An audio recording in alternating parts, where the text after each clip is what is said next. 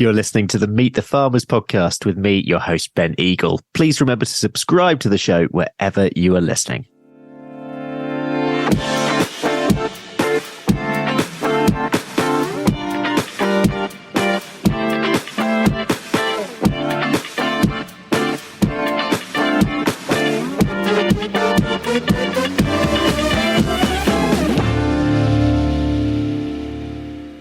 Hello, everyone, and welcome to episode 202 of the Meet the Farmers podcast with me, Ben Eagle.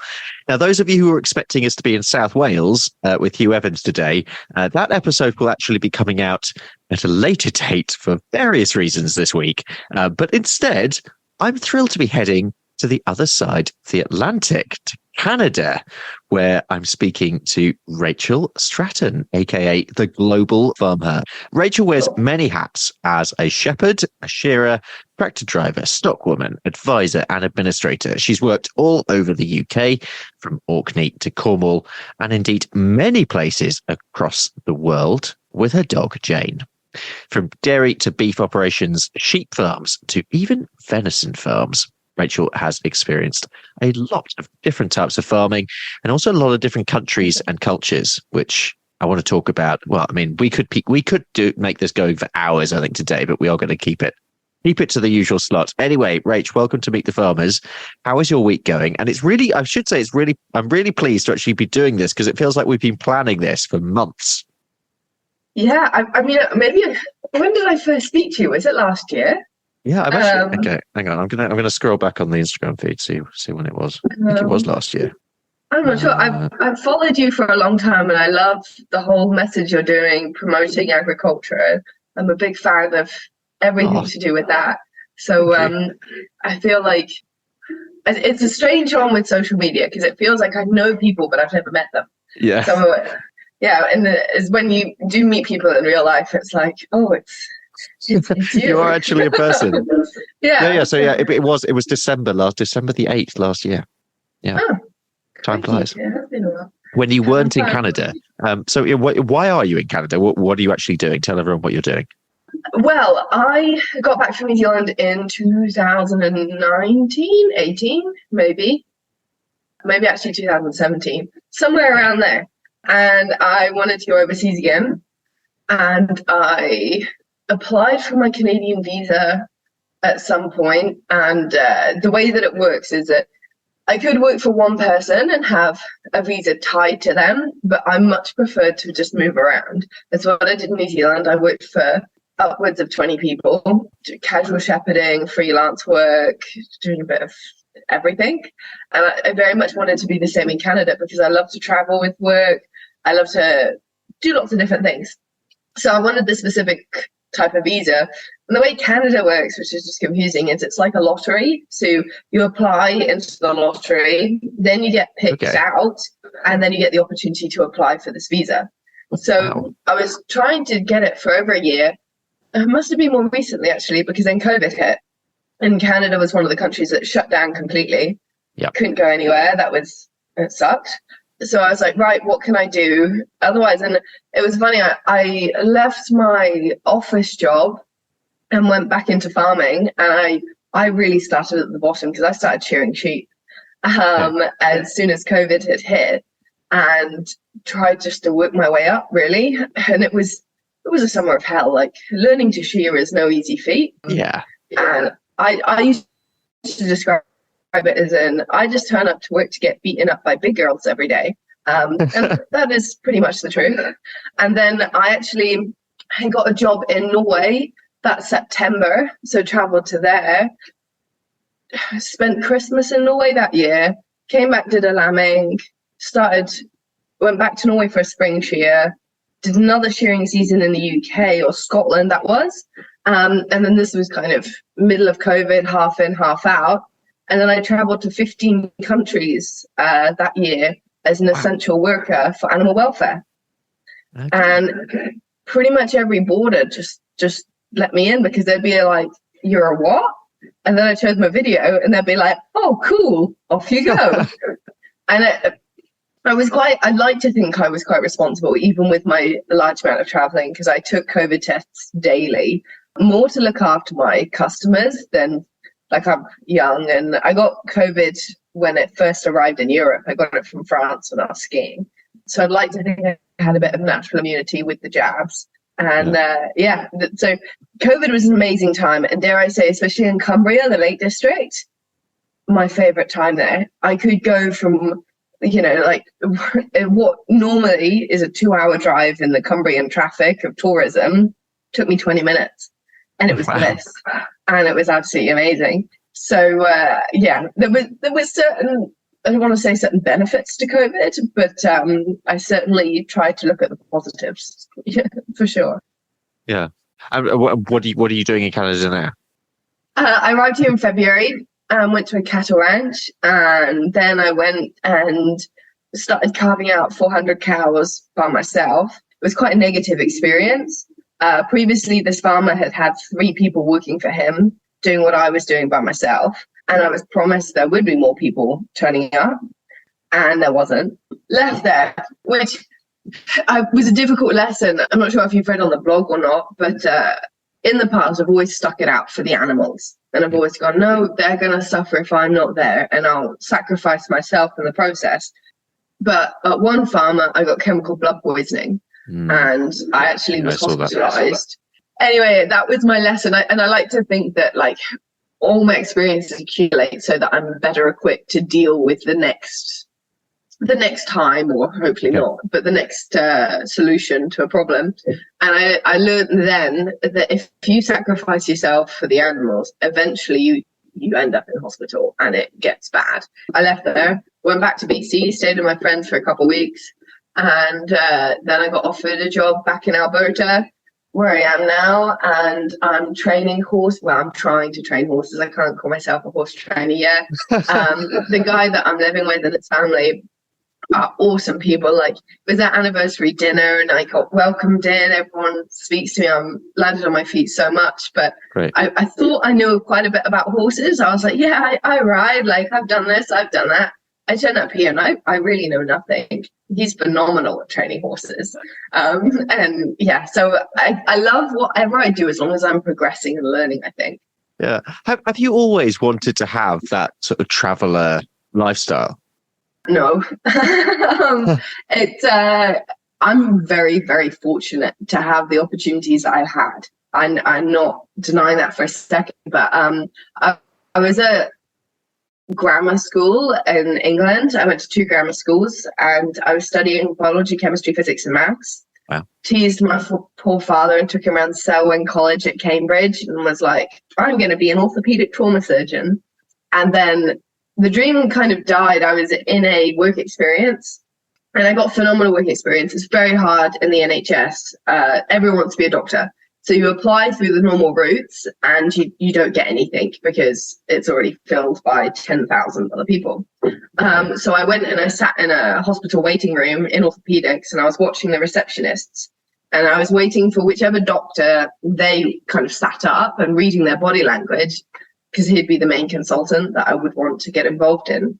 Yep. And the next time he came out, before he could read the patient's name, I stuck my hand out in front of him and was like, my name's Rachel and I want to be an orthopaedic trauma surgeon. Can you help me? And the next week I was in full scrubs with an x-ray suit on, observing surgery. I got the most amazing work experience. I even got to take a camera into theatre, which is normally a big no-no, but he helped me get these forms signed. So it was incredible. And it was on one of my last rotations that there were these 2 people told to stand by the door with their eyes open and their mouths shut. And I was like right in the middle of this theatre, like I could see all the instruments. I saw everything that was going on. Those people couldn't see anything. And at the end, I was like, who are they? Like, what are they doing there? And he was like, oh, they're the students. So they'd gone through 5 or 6 years of university. And then for your F1 and F2, you have to be involved in, it might change, but you have to be involved in hospital, I suppose. And I looked at them and I went, do I really want to, struggle my ass off? Yeah. And he told to stand by the door with my eyes open and my mouth shut. And I'll be honest, like, it's such a clear memory. I can distinctly remember the surgery room that I think that's when my hospital or doctor dream died. And then funnily enough, the day of my last A-level exam, it was a physics exam. and I left. It was 11 o'clock in the morning, and then by 4 o'clock I was on a one-way ticket plane to Cyprus. Wow. So I then went to Cyprus, not farming, unfortunately. I went boating. Went to Cyprus for 3.5 months, and that came with its struggles too. I got on with the Greek actually much better than the English out there. It was just a lot of negativity, I suppose. When the Greeks, they couldn't say Ra. It wasn't like it was like Rachel or something. So they just started calling me Sunshine, and they'd be like, hey, Sunshine, and clap me in. So they were a fantastic support, and I was getting fresh fish from the harbour on a daily basis. It was a pretty incredible, because I think as well, when you go to a grammar school, you're told, you're in the top percentile and you can do this, you can do that. So it was quite humbling to go out there. And I think as well, I was talking to someone here about it the other day. I've had lots of experiences in my life where they're quite humbling, like starting to shear, going to a different country where you don't know the language. And I think I need it, honestly, or I have needed it in the past, because when things are going good, you kind of, your shoulders go back and your head goes up, and I know what I'm doing. And it was like here, I thought I knew about horses, and then I'm like, crikey, I know nothing. Well, that's such a good point, isn't it? Yeah, that's brilliant. But I mean, for me as well, I think that I definitely, my character, it's not bad for me to be just put down sometimes. I think that I'm not sure whether confidence is the right word or not, but I can definitely carry off, oh, she looks confident card. And even if I'm not 100%. So I think it's quite good sometimes just to go in. And I mean, we have loads of people that come in for training or roping here. That's what I'm trying to learn to do, roping steers. And because I'm working for Johnny, this trainer, people will come and ask me a question or what's your opinion on this? And I just say, look, I am flattered that you're asking me, but honestly, I'm not the right person to ask. And I think it's good because especially it comes to farming and sheep, cattle, whatever, if someone was to say to me, Rachel, what cattle do you think are best suited to this pasture or my farm or this ground? I think everyone's got their own interpretation. And I like to think of, okay, what have I seen that's similar to your place? And then I can use an example when giving advice. And I think that's why, especially in Norway and kind of even European countries, with a New Zealand perspective, people are always asking, what do you think here? And what's about there? And this, that, and the other. And I'm very fortunate to have seen many farms now to go, actually, I can link you up with so-and-so. I was only down in Calgary. We were shearing 800 sheep. And the guy's hoping to put sheep slats in, which is a very Scandinavian thing. So he's got now 5 Scandinavian farmers to speak to about that. Then he was hoping to look at the regenerative grazing thing. So he's got contacts in New Zealand to discuss about that. And then he's also grazing around solar panels, which is very popular in Germany. So he's got contacts in Germany. And I love being able to pair people up like that. I think that's the least I can do for what all these people have given me. It's like, well, actually, I'm not the expert, but I have met some experts that will talk to you on my behalf or whatever. And I guess that's the joy that I really get out now. And it was like how we were discussing earlier. If you want any international podcast guests, like I can draw up a list for you, and they'd love to do it. And I'm sure. This episode is being supported by our primary sponsor, A-Plan Rural. Why did I want to collaborate with A-Plan Rural? Well, having got to know them, their team shares my passion for giving a voice to farmers, and we are both driven to raise the profile of farming voices to a wider audience. So it seems quite a good fit. Quite frankly, together we will be able to do a lot more. A-Plan Rural do a lot of work on social media themselves, sharing farming accounts and farming stories. They have a rural community blog which shares farmers' experiences, and they also support a growing number of initiatives that champion UK farmers, including this podcast. So a big thank you to A-Plan Rural for supporting Meet the Farmers. Do you meet many other people like you doing what you're doing? I meet a lot of people that would like to do what I do, 100%. And I am a stalker. I only post the good stuff. I've been sleeping on my van before, and I've had people try and break in. I've been followed by people. I've had a lot of negative experiences. For example, when I had cows trying to kill me on a daily basis and I was working by myself going, I'm not might die, but I might get seriously hurt out here. And that's going to bug my shearing season. It could just bug me for a long time. And I think that it's all about attitude. Like, you've got to go in with that could go wrong, but something might go right. And what my problem, I guess, is where to draw the line. Where do you go, this is enough, I need to get out of here? And I guess having a boyfriend has actually done very good for me, because he's the one going, don't get hurt. Yeah. Why are you there? When previously it was a bit like, well, I'm needed, so I'm going to stay. In terms of other people, a lot of people go away on an OE, an overseas expedition, and they've planned who they're going to stay with. They know exactly what they're going to do. They know exactly how much money they're going to get in, and they know, everything's sorted for them. And fantastic. There are a lot of people that is designed for, and good for them. I get a kick out of not knowing where I'm going to get my money next week from. And it's a bizarre lifestyle to lead, but I love it. And then I've also met a lot of people that will go to these other countries, get freaked out by the way that the animals are, and then go, I'm leaving, this is horrendous. This is absolutely awful. For example, when they lamb on the sheep slacks in parts of Norway, across Scandinavia, they don't have straw. And we're speaking to someone, they don't use straw. Well, they don't use straw because they can't physically grow it there. It's not a case of, we're not going to use straw because we want to put our animals in the shit. And actually, those slats are very hygienic. When farmed correctly, it's a phenomenal lambing system. It's a tricky one because of what people are used to. It's kind of drawing the line. And I guess that I've got the benefit that I haven't got a family farm. My family are all working in an office. I don't, I'm very distant from them for many reasons, but I've always had to adapt to other people's systems. And yet there are places in Italy, for example, where if the sheep has got 3 legs, but she's producing milk and the 4th one's dislocated and dragging, they're going to milk her. And it's really hard to see. I've seen some horrendous animal abuses. Like, we talk about fly strike. I've seen fly strike in guardian dogs. I've seen dogs that aren't actually, can I swear? Sorry, I was going to say. Yeah, you can. Yeah. I'll just put Lily on. Yeah. Oh, okay. Well, that's fine. You can be better. So I've seen dogs that are pooing, but they're pooing worms. They're not actually pooing anything. And the farmers are going, well, it's a tool. I'm not going to worm that. And their guardian dogs have puppies so often because they don't manage any of the breeding, that it's like, well, if 3 die, then I'm just going to have 6 more, and they'll only get fed when the bakery gives them spare bread.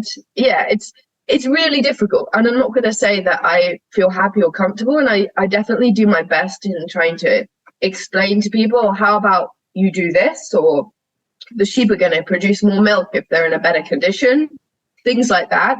But it's also a case of knowing your place. Like, if I'm there as a guest or even a shearer, I'm being paid to shear their sheep. I'm not being paid to advise. I'm not being paid to do anything other than shear the sheep. And working for other contractors has taught me that. Because if I give some negative feedback to the farmer, they're going to go straight to my boss and go, she's a troublemaker. Hasn't happened. But if they open the conversation and they go, my sheep are great, aren't they? And I go, no. Then that's been brought on by them. And it was like in Canada around 3 weeks ago, I went to shear some Suffolks or Suffolk crosses with 80 of them. 2 had died the week before, and it would have been of starvation. These sheep were rib and bones. And I said to her, she was like, oh, they might be a little skinny, but they're okay. And I sheared them and I went, I'm worried they're going to die on the board because they go floppy on me, which is what they do when they're about to go. And that's a big concern, really. And she went, oh, but they look quite big when they had the wool on. And I was like, I look quite big when I've got 10 jumpers on. Like, come on. And it was a good conversation to have, and it was quite a good example to explain, because it was a very gentle approach to going, you need to feed these sheep more, or you need to cut down on your numbers. This is not a way to do it. And I have said to people, I was like, if I was working for, say, DEFRA or the likes of in Norway, something different, New Zealand, you would have your animals taken off you and you wouldn't be allowed to own them again. And I think as well, if you say that in a very calm, relaxed tone and say, I don't work for them, but please be aware, if someone calls, you're going to get, told off. And a lot of people then say to me, well, why don't you report these places? You go to all these. And if I reported these places, I'd never get welcome back on any places. Once you get known as a whistleblower, and I traveled to over, I don't know, I think I did over 300 farms in a year shearing. And, that's quite a lot of work. And I'm not going to risk or do that. And I'd much rather help people than blow the whistle on them and get them in trouble. Let's work this out together. They'll turn that around. Yeah. And you know what? If they're bad and they don't listen and they're very much, no, I'm right, you're wrong, I just don't go back. I'm not going to be associated with that. I don't want my name tied up in my sheep shearer said they were okay. No, and it's a difficult card to play because you're trying to promote British agriculture or any agriculture and you're trying to fly the flag, but it's like anything. There are bad people, there are good people. It's, what can you do? I'd like to think I'm doing the right thing. There's going to be a lot of people that say, no, you should report. That's why we have the systems. But I also know a lot of people that are working for these organizations that I don't trust them. I wouldn't want them. They're not there to help. They're there to hinder. So in the meantime, I'm going to carry on doing what I'm doing until I think differently is the answer to that. Okay. But, where, if anywhere, I suppose, at the moment, do you count as home? Probably Norway. Okay. Just, I have a boyfriend there, and he's kind of he's a dairy farmer, first of all, and I've named quite a few of the cows there now, so I'm calling them my cows, and it's always the ones I'll name that then will break out all summer, and he's like, these cows need to go to Natura, which is the slaughterhouse there, and I'm like, oh no, she's a buttercup. So that's one of the reasons, but I've been kind of based there more so than anywhere else for maybe 2 years now. The shearing seasons are in the fall, autumn, that's a Canadian word I picked up, and the spring. So I'd quite often stay for Christmas with his family and maybe work somewhere else and carry on. So I'd say I'm based. I've got a lot of my stuff there. And hopefully he's not going anywhere anytime soon. Yeah, that was another question actually. It's where do you have any things and where are they? I've got bases in Germany, Norway, the UK, New Zealand, and now I've got a lot of stuff in Canada, I suppose. It's God, that sounds weird, doesn't it? No, it's just the way you've lived your life. It's it's amazing to think, especially if you think where you might go as well. It's just because I'm a big believer. I'm coming to that belief actually that if you travel, then you do have multiple homes, and that can be traveling on a smaller scale. It doesn't even be on a global scale, but it's very much that. It's a cliche, isn't it? But it's where you feel is home. Yeah, I always thought I'd end up in New Zealand after being there and the experiences that I had and the community I built. I was always like, I'm coming back here. I've just got to Australia first, which I've never done. But my life's taken a different turn. But it was always a case of, I'm going to end up back here. This is it. Life can't get any better. And I've gone back to New Zealand, and maybe it's a farming thing, but I do think about kids a lot. And I actually think maybe it's because I've got a lot of older friends. I'd say the majority of my friends will be in their 30s now. And then I've also got a lot of friends in their 50s that are probably better friends than most people. And I learn so much off them. I get so much wisdom from their opinion, their advice, everything. And in terms of a place to raise kids, I think you can't beat Norway.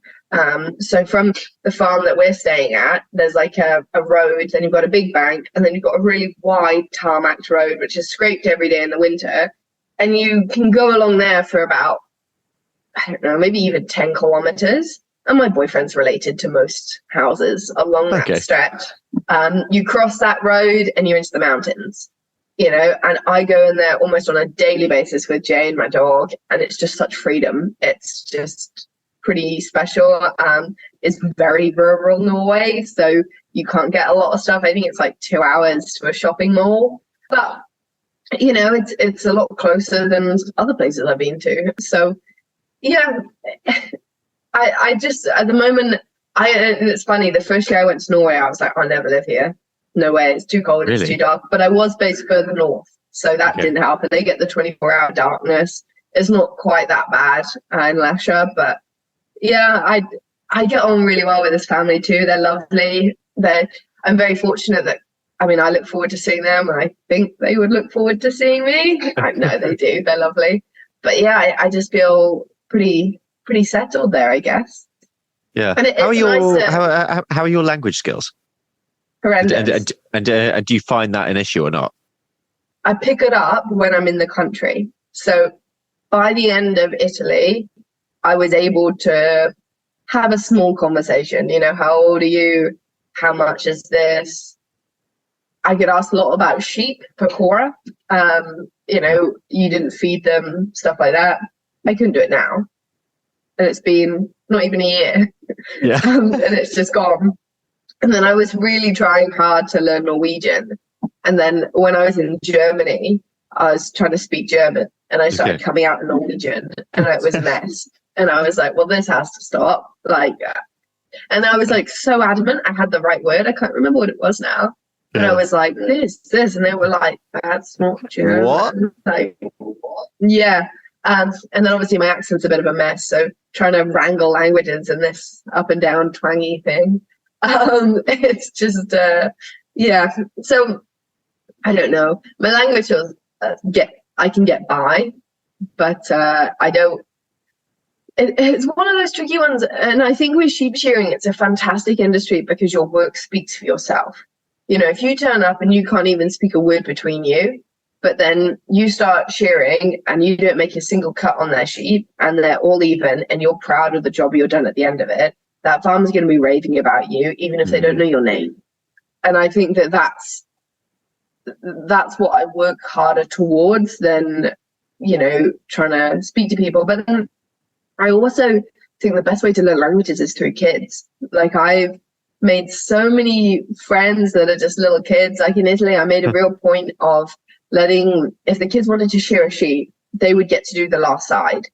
And then once you let one kid do that, then there were freaking a line of 12 others. And I lost a lot of money because you got your time to shear. And instead of shearing as many as I could, I was here letting kids have a go.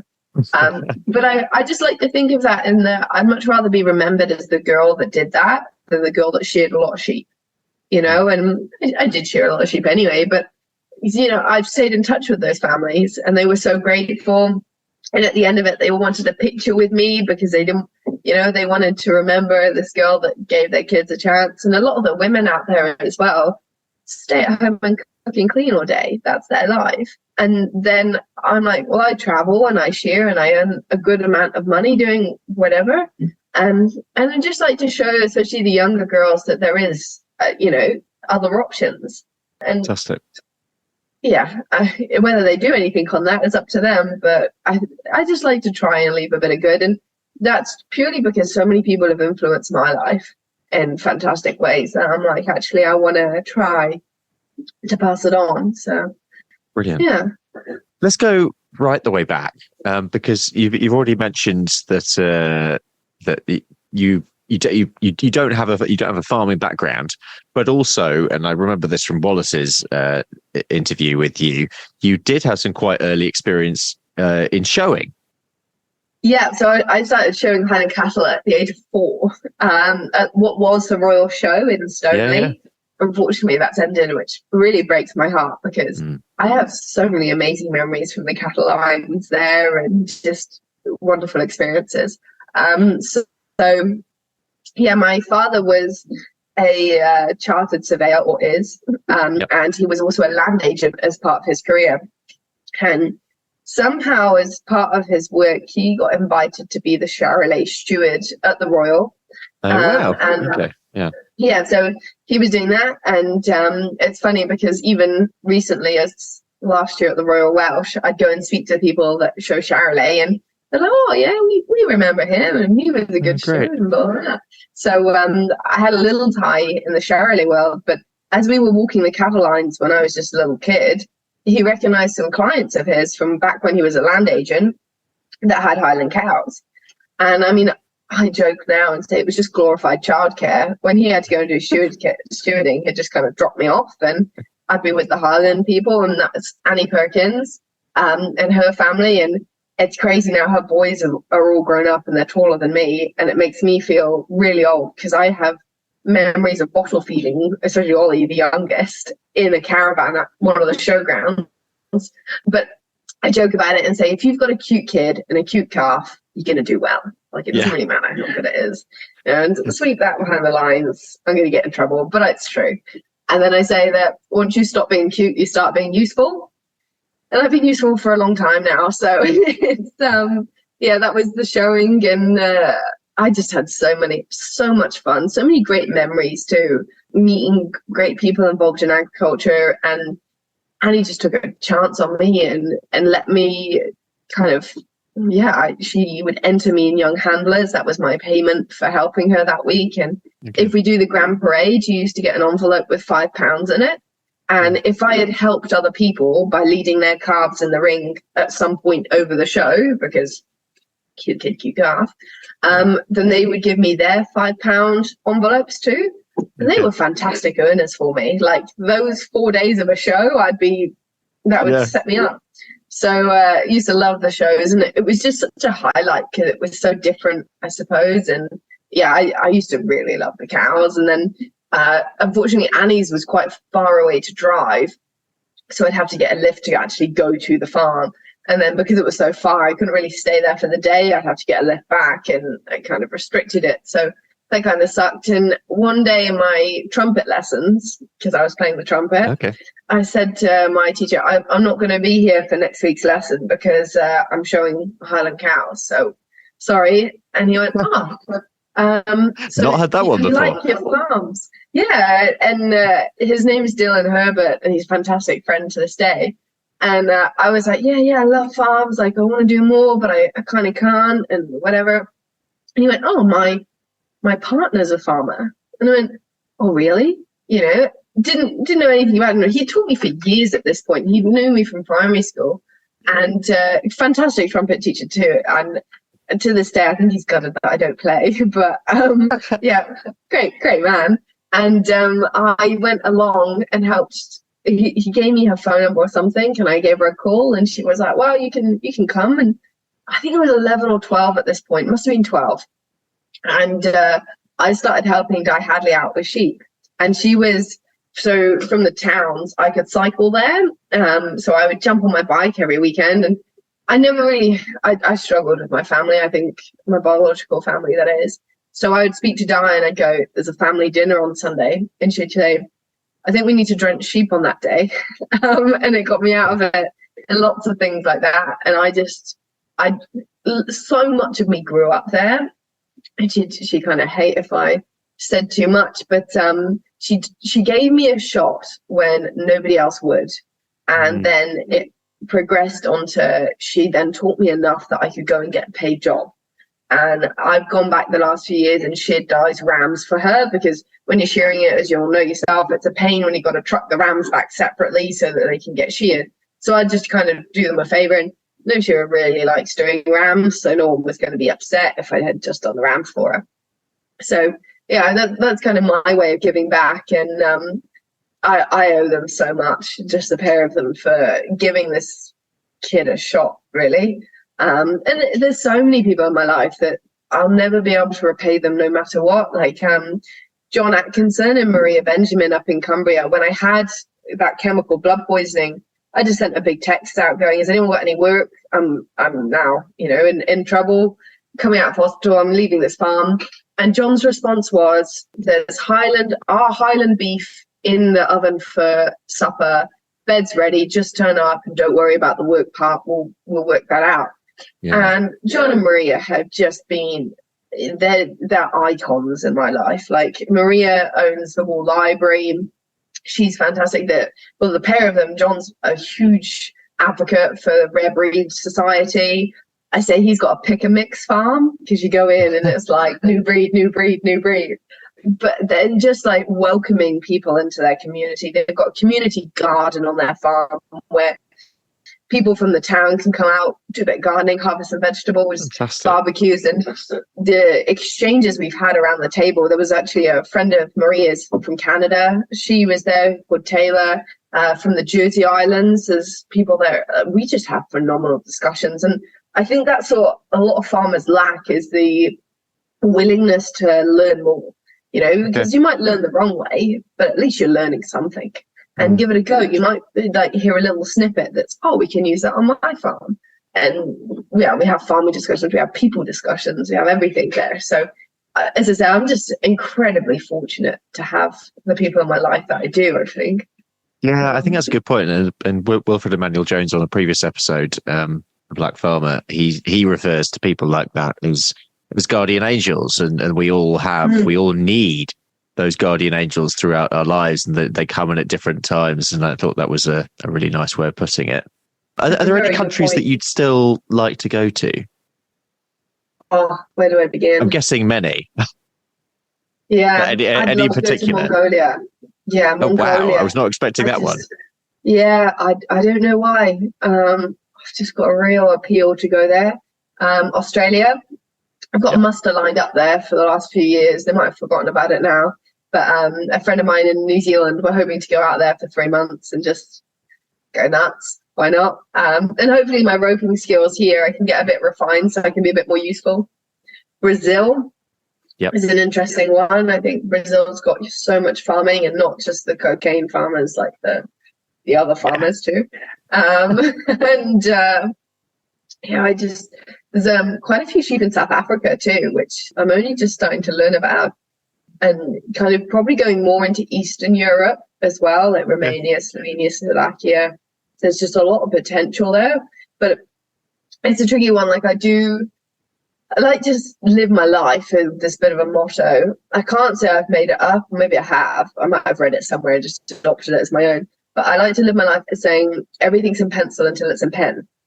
So I'll have a rough plan and I'll turn up and kind of have a go. And one lesson I have learned is I've got to have my own vehicle. Whenever you're relying on other people, you're in control of them. You've got no get out, especially when I've got a dog and a lot of stuff.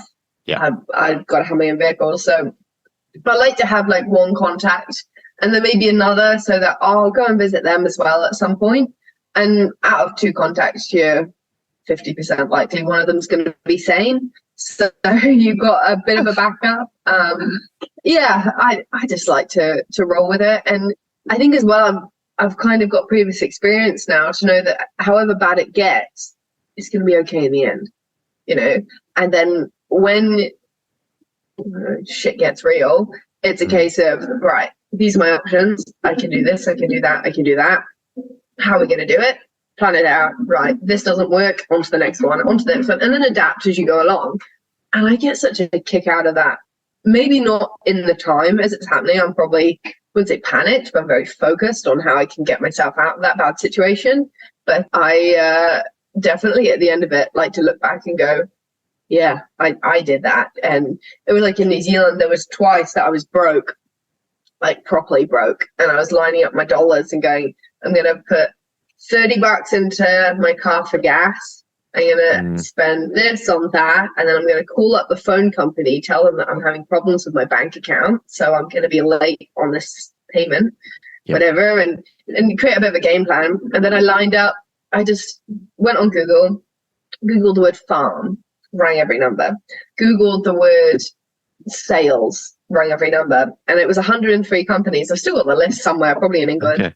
And I rang them up and I said, hi, my name's Rach, and literally had their website in front of me, made it up as I went along. I can do this for your company, and I see that you're lacking in that department, and blah, blah, blah, blah, blah. And out of the 103 companies, I got offered something like 18 part-time jobs, but I needed money then. So I was like, I can't accept anything part-time. So I accepted 3 full-time jobs that I worked all at the same time because I'm an idiot. The reason why it was like, when you start a job, you can't say, when am I going to get paid? Because that's a bad impression. So I was like, well, I'll just work all 3, and one of them's going to pay me first, and then I'll just stick at that. So I just took on those 3 jobs, and it was fine. But I look back and I laugh now because they're some of my greatest friends, and they have no idea of the situation I was in back then. But yeah, it's just funny. And similarly, when I was driving from BC to Alberta, only in March, maybe this happened. My car broke down and broke down. Yeah. And I had to take it to a garage, and they went, you're going to have to take it to Ford. This is a new steering column job. Oh, no. And I'd only owned it for 9 days at this point, and I had to get the full steering column replaced. I had no money to do that. I was like, I'm in the shit. Like, how? Yeah. I'd already spent extra because the stupid salesman I got into a con. He was like, this is a really reliable car. Spend a bit extra and you'll get it. Didn't realize how much insurance was in this country as well. So I was running low, then had to pay for my gas to get to Alberta. And I was like, I'm not going to be able to afford this.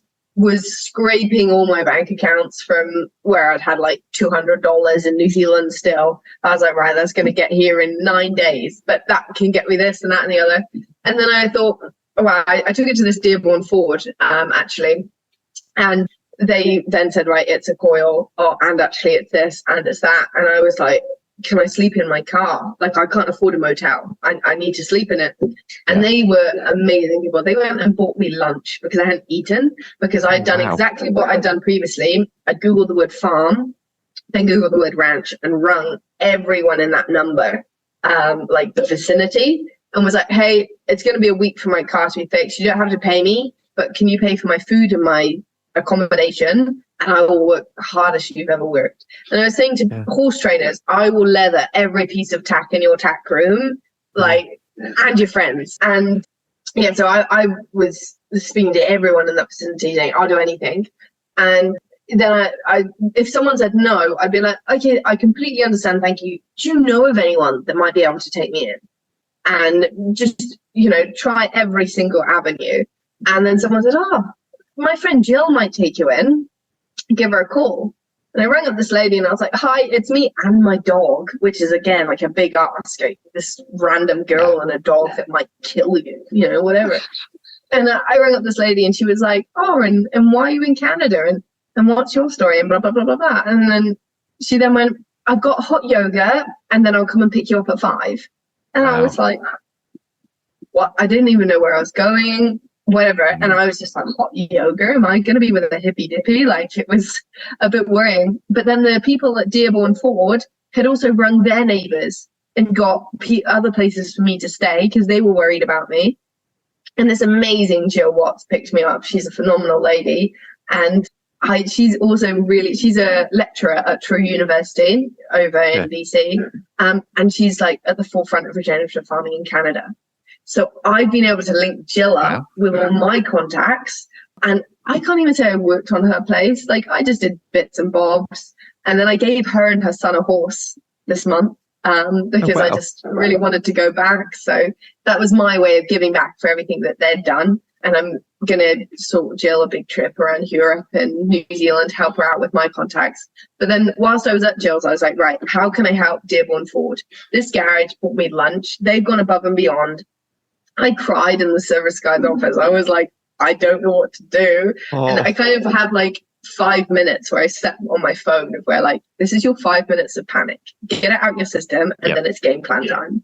So I was in his office, and his name is Kerry. And he was like, hey, we're going to help you out with your bill. Like, don't worry. And I was expecting like $100 off. And it was looking at about $3,000, with tax and everything. I didn't have. And like, I probably don't have now. But anyway, it was fun. And I thought to myself, how can I help Dearborn Ford? So I then contacted every media outlet in the area that week. I was like, I've got to do something for this company because I can't give them cash as a thank you, and I can't really buy them gifts as a thank you. So what can I do? And I was on the local radio. I got written about on 3 online articles, and I was like, everyone needs to go and buy a Ford at Dearborn Ford because no other garage would do this. And just explained my story. My vehicle got fixed, and I went in to pick it up. And I just said thanks to all the team again, and I made them a cake when I went back to BC. And I was like, thank you so much, thank you so much. And then Kerry came out with this big smile on his face, and I was like, what's the damage then? Like, can we work out a payment plan? How can we do it? And he was like, nothing. Put the invoice down on the table and it said 0. And I was like, what do you mean? And they went, our general manager heard you on the radio. You don't owe us anything. And I just think that amazing. Yeah, incredible. But it's one of those, what goes around comes around. And now so many people have been good and great to me that how can I pass this on to other people? And next time I see someone in need, I'm not going to go and pick a stranger off the street. But if there's someone that needs assistance in any way that I can do it, I'm going to try and pass it on. And it's not the way the world works, but I think it's the way the world should work. And if I can do my best in that, every time someone helps me, I will try and go above and beyond for the next person, and then so on and so on. And I mean, like, I owe a lot of people a lot of things because I've had a lot of great people in my life. But it's finding the right time and the place. And I think as well, it's not shouting about it. Like, I know I've done good for other people, and people know that I'm there when they need me. But they're not going to put up my Instagram story being like, I've helped so and so, or I've given this to people this amount of money, because that's not why I've done it, and it's certainly not why Dearborn Ford did it. You know, so it's for the right reasons where I can. So I did want to ask you about one thing. So earlier this year, you wrote on your blog about your experience of chronic fatigue. And I just wondered if you could tell us maybe a little bit more about that, if that's okay, and how it impacts you, because obviously the way you live your life, I'm guessing it's not too conducive to it. Yeah, I'm really lucky. I've had a really good run recently. I'm not sure whether the Norwegian winter affects it because you don't have that much sun, and I do take vitamin D supplements, but I do get, and I think as well, I've got so used to Norway now that it's kind of, I'm go, go, go, go, go, and then I crash. And my boyfriend is like, you just turn up here and sleep. And I do quite often. I mean, this last week I went back. It was pretty busy on the farm. We were working pretty hard every day. But especially after I've done a whole summer of shearing, I'll turn up in Norway. And before the Norwegian shearing starts, that's like my reset. And I will just sleep and eat and be pretty useless. And he's like, do you want to go out and do something today? And I'm like, no. But yeah, it kind of happened that I was in Norway, spent Christmas with him, and we'd only really been dating for a few months at that point. We moved very fast, and I was living with him, and luckily it worked out for me pretty well. Like, we're still together. So sometimes it's the right thing to do. And I remember being really tired, and I was milking cows for another farmer in the area. So I was getting up at 4:30 to get there for 5. And then I'd do that shift, get back, eat breakfast at home, and then I started taking naps between then and 4 o'clock, milking in the afternoon. Yep. And those naps then became, I wouldn't eat and I would just get back and sleep. And then as soon as I got back from that shift, I would sleep again. And I was not well. And I'd had similar, when I was living in the north, I was feeling really ill, and we went out one night, and I was saying to my friend, like, something's wrong with me, and I don't know what. And he was like, pop these pills. It was vitamin D tablets. Okay. But I felt great. So yeah, that kind of taught me about the Norwegian lack of sun, especially not being of Scandinavian origin. I think it affects me a lot more than other people, or I'm susceptible to it. But and luckily my boyfriend's had glandular fever too, but they call it kyssesyke, which is kissing disease. Yeah. And I was like, I can't have kissing disease. I've got a boyfriend. That's my knowledge. To the point of where I went to the doctor the first time, they took bloods, and I can't remember. I thought she thought I had a liver problem or something, like my side was hurting. And she said, could you have this kyssesyke? And I was like, no, I've got a boyfriend. Of course, because that's my stupid knowledge. And then when I found out that kissing disease is actually mono, which is mononucleosis, which is what we would call glandular fever, my boyfriend got his torch and was shining it down my mouth. And he was like, yeah, you've got it. Your tonsils are huge. No. Went to the doctors, had a blood test or a swab. Yeah, it was confirmed. And I had shearing season coming up and was really worried because I've got clients from Leicester all the way up to Alta. Is me and this Alec riding cover. And we've managed the two of us, but we're always getting more people on the books. So it's you needed to be top of your game 100%. And I always end up losing weight and super skinny by the end of it. Doesn't matter how much protein I drink. It is how it is. And I knew that the way I was feeling, I wasn't going to be able to shear as I should, which means we were going to have to let people down. And I then started calling people up in the UK going, hey, I don't know how much I can do. Can you get out here to, have the profits? We just really need people. So amazingly, people came out and were helping. They went to the north.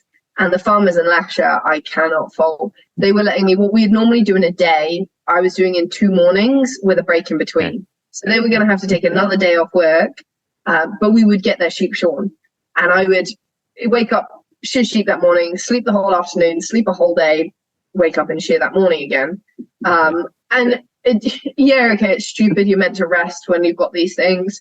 But I had a duty of care because these people had cared enough about me that we weren't going to lose their custom. They weren't going to go looking for another shearer.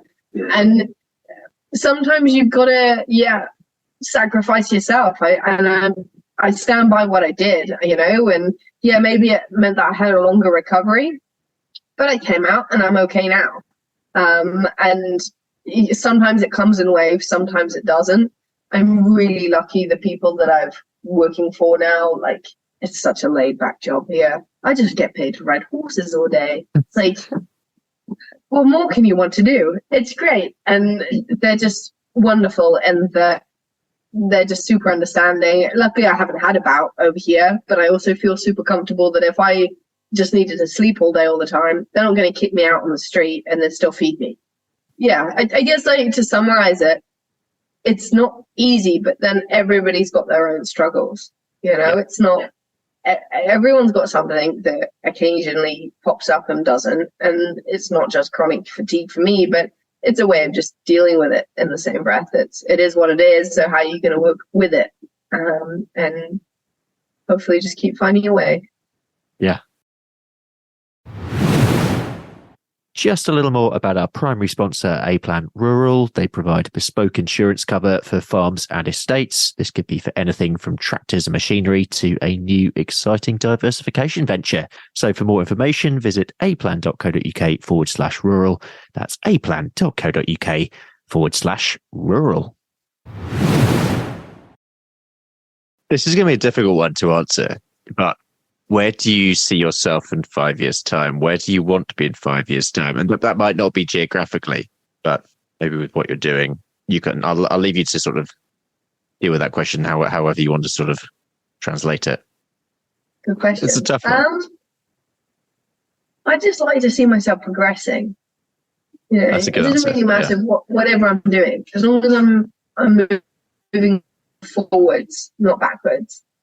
Whether that is managing the farm in a way and progressing, getting better genetics in, whether that's getting better at shearing sheep, whether it's getting better at meeting more people around the world that influence me. I think that whatever it is, as long as I'm moving forwards and I'm having fun doing it, which I think is a pretty key point, then I think I'd be quite happy.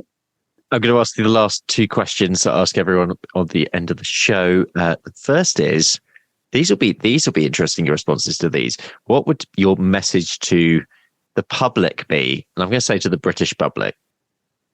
Yeah, it's totally different to what I'd say to the German public. You can tell me that after the recording. It's not bad. British public. Know where your food comes from. Is a massive one, and actually care about where it comes from, because in terms of nutrition, it's important that you should care. Not all steak is steak, not all broccoli is broccoli. And I think that it should be important that not necessarily a forced interest should be upon people, but I think that we should really encourage curriculum to involve agriculture. And that's not everyone's got to study a GCSE in agriculture. It's like, I learned about the Tudors. Well, why can't I learn about producing food, which I use 3 times a day? Yeah, exactly. You know, and it's a lot more than a seed goes in the ground and woohoo, we've got beef. Like it's, yeah. And I mean, when I was teaching kids how to sail, I remember saying to them one lunchtime, where does chocolate milk come from? And they go, a brown cow. They go, where does strawberry milk come from then? And they'd be like, well, they put strawberries in the milk. Duh. Yeah, of course. And I was like, my God, what's this country coming to? But it's all over the world. And even in New Zealand, which previously had, in the years that I've left there, there was a fantastic, you know, even in the cities, people would appreciate the farmers. And now it's becoming more and more divided. You've got city people and country people. The mix in between is getting fewer and fewer. And I think as well, this is an unpopular opinion, did not like Jacinda Ardern. She's messed up a lot of things for the farmers, but the worldwide media has not publicized any of that. It's like we don't hear about any of the protests in the Netherlands on the BBC anymore. They're still going on. And it's like the media are very much controlling what we hear and what we don't. And it's so hard and it's so much energy to really find out the truth in these things. New Zealand Farming, NZ Farming on social media, is run by a fantastic friend of mine called Duncan Hum. He will, or he has as well. If you scroll down, you'll read some of the truths about some of Jacinda Ardern's regimes and policies, and that now China actually controls a lot of New Zealand. And it's so sad that so much of it, the way I describe a lot of these governments is that farmers are strangled. And with every new piece of legislation and every new rule that comes out, that noose gets tighter. You can't do this, you can't do that, you can't do this. And no wonder farmers are giving up when they've got a noose that heavy and tight around their necks. Every day they go to work. Suddenly, no, you can't do that anymore. And suddenly you can't buy fertilizer because then you're going to be able to feed your family. So you can't make profit this year. So you can't do that. She might as well just quit and go and drive trucks. You know, and it's so sad. And it's kind of like, I'm grateful for King Charles and his sustainable outlook and his positivity for that. But the fact that people, it's also that not that they don't care, it's that they don't know. People don't know this is going on because, well, there's still food in the supermarket. And why should we care until suddenly there's no eggs on the supermarket? You know, I posted that Welsh farmer, Ioan Humphreys, egg farmer in Wales, fantastic guy. I was shearing and got invited to a egg producing farm in Italy, and I took a video in there, and the chickens were eating each other alive. You know, it was that full, and I put a video of it on my Instagram just to show people this is the eggs that you're buying are coming from, and they look brown, they taste good, so why should we care? But there's so much more to that. I just feel like a very long-winded message. That people should just start, you know, learning a bit more about where and why and what maybe it's taken to achieve what they're eating. That's good. And your message to farmers, I'm going to say farmers around the world. Keep going. It's hard. Yeah. I really think it bottles down to keep going and that it's hard. We've all got our own struggles, so it's very hard to even empathize properly because I've never owned a farm. I can't put myself into somebody's shoes and say that I know exactly how they're feeling with all the bills stacking up and, you know, workers that aren't reliable and things like that. It's incredibly hard. And I think a lot of the time you're forced to rely on other people, and quite often those people let you down. I wrote in a forum a few weeks ago that someone had a bad experience with a young worker and they were like, it's put me off having them ever again. And I just found that, hey, I started off, you know, with the generosity of others and that someone was willing to teach me. So please don't write everybody off, because otherwise I'd never be half the person that I am now. I wouldn't be able to travel the world if I knew nothing. And I would be invited places too. I think that's the key thing. And there's people want me to go there because they want me to speak to them. So I think that you just give people a chance where you can. Some people don't have the energy or the time or the resources, and I understand that too. But if we're to keep agriculture going and alive, at the moment, it doesn't seem like the governments are going to help us, so we're going to have to do it ourselves. And I think that we've just got to give people a chance to get them involved. And whether they do or not is up to them, but as long as we try, we can only do our best. Fantastic. And finally, your recommendation for a blog, podcast, or social media account to follow, and this can be farming or non-farming. I've got a blog, but I don't update it half as much as I should. Yeah, I was going to say, you can give that as your plug. Yeah, okay. Well, it's called the Global Farmher.com, but I update my Instagram a lot more. It's much easier just to put a photo up of what we're up to. Talking about what we're up to, I'm going to run and let Jane in, because she's been on every podcast I've been in. Amazing. She's the real farmer in all this. You can come say hi. Hey, Jane. Oh, hello, Jane. This is Hey, Jane. Oh, hello, Jane. Jane is from New Zealand. Great. And she's been to 21 countries now. Wow. So she's pretty cool. And she's got her own fan club in pretty much every country we go to the point where I'll be arranging to go shearing somewhere, and they'll be like, they've forgotten my name, and they'll go, but they never remember Jane. And then I turn up.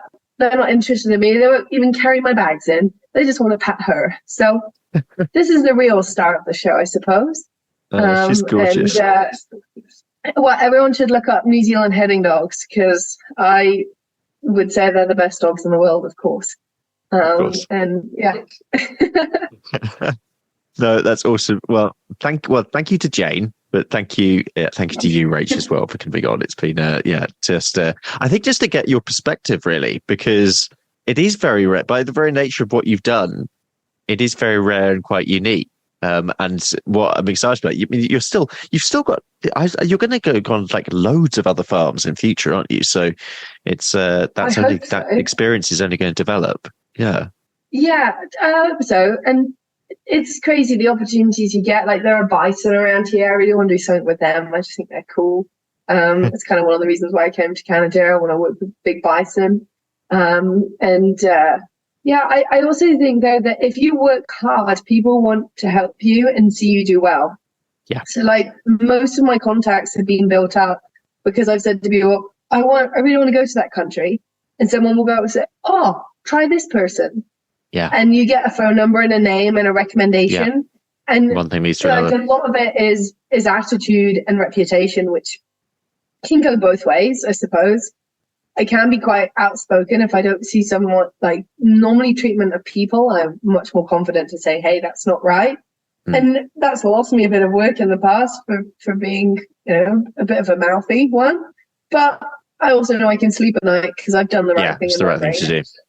And you're damned if you do and you're damned if you don't. So I think as long as I can justify what I think is right at the time, I'm going to keep doing it. So yeah. Well, best of luck, and good luck the rest of your time in Canada for however long that is. And enjoy Norway. It sounds amazing. I've only ever been. I've been once. When was that? That was about probably 15 years ago, and it's still, those memories are just still there. And you're going to have to come out and interview every farmer in the valley. They'd love it. That sounds amazing, actually. Yeah, we should make that happen. That is it for today. We'll leave it there. But massive thanks to my guest today, Rachel Stratton, for coming on the show. If you haven't already, please do like and subscribe to the show wherever you're listening. Leave us a review on Apple Podcasts or Spotify. Big thanks to our primary podcast sponsor, A Plant Rural Insurance, for supporting the show. Please see the show notes for more information, any links we mentioned today. For now, though, I'm Ben Eagle. This has been Meet the Farmers. Thank you very much for listening, and I hope you'll have a great week.